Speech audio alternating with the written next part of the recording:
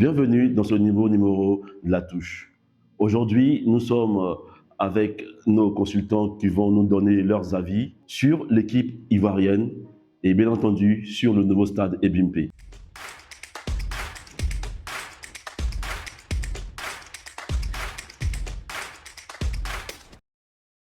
Monsieur Doki, bonjour.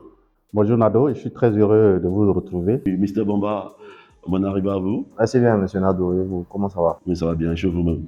Ça se passe bien, d'accord. On va poser la question simplement. Est-ce que l'équipe ivoirienne est prête pour la CAN? Est-ce qu'on est prêt? Oui, nous sommes prêts. Nous sommes prêts.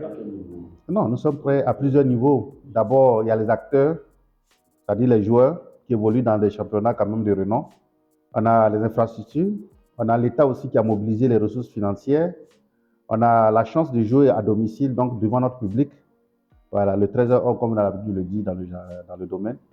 Et donc, tous ces éléments me permettent de dire que j'espère, sinon j'ai foi, en une équipe qui va quand même aller loin.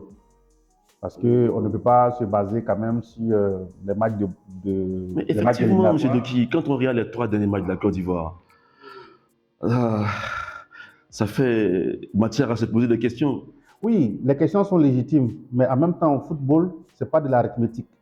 Ce n'est pas quelque chose de mécanique, 1 plus 1 égale à 2. Le football, c'est des tactiques, des techniques à mettre en place, des ajustements à faire. On peut avoir flashé pendant un match et l'autre match, on peut se rattraper. C'est pour ça que l'entraîneur est là, c'est pour ça qu'il y a le coaching. Ils ne se sont jamais rattrapés depuis qu'ils ont commencé les éliminatoires. Là. On ne va pas continuer dans ça.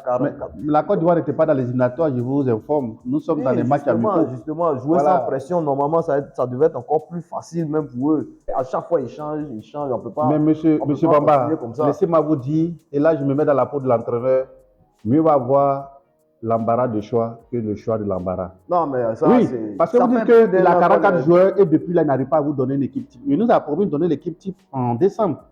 Les problèmes que certains ont dans leur club, les blessures, les gens qui n'ont pas trop de temps de jeu. C'est tout ça là, il faut tenir compte de ça pour actualiser les choses. On est d'accord avec ça, mais même une formation, c'est-à-dire quoi? Aujourd'hui, on joue en 3-5-2, demain, on joue en 4-3-3, demain, on joue en 4-4-2. On connaît le système de jeu du jeu. C'est tout le temps les mêmes résultats, c'est bâclé. Non, mais le sélectionneur... C'est ça, voilà, on ne sait pas, on est à 4 mois de la compétition, on ne sait pas, maintenant, on va commencer à réfléchir. Même une formation, il n'y a pas. Une formation comment? Une formation sur laquelle il peut se baser, il peut avoir des certitudes. En tout cas, nous, on n'a pas vu une équipe qui peut nous produire des certitudes actuellement. Et c'est ça qui vous donne l'impression, du moins, qui vous pousse à croire qu'on n'est pas prêt pour la CAN? Non, mais ça fait partie des problèmes. On a même en termes des infrastructures. On a vu dernièrement mais monsieur. La crasse qu'ils nous ont fait là. Non, mais mon ami. Non, mais c'est sérieux. Mon ami. C'est vrai, les gens sont focalisés sur la pelouse, mais bien en dehors de la pelouse même. Ne serait-ce que l'accès au stade. Jusqu'à présent, les infrastructures ne sont pas intégrées. C'est bon, on dit on a 90%, on a 95%, mais on n'est pas à 100%. La question qui m'a été posée, est-ce que l'équipe ivoirienne est prête? Là, mais tout ça, ça fait partie de je suis d'accord.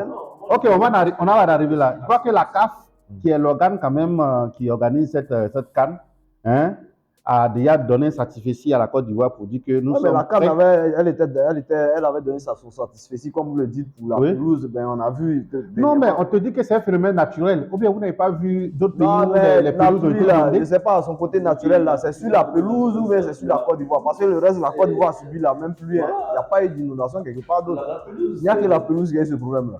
Mais Dieu merci, on a pu avoir ce problème, cette imperfection avant la CAN.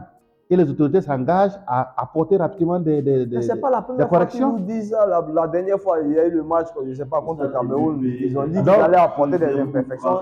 C'est les mêmes résultats qui sont là. Nous sommes au terme de votre émission La Touche. Nous vous remercions et n'oubliez pas de laisser vos avis en commentaire. Et à très bientôt. C'est bon.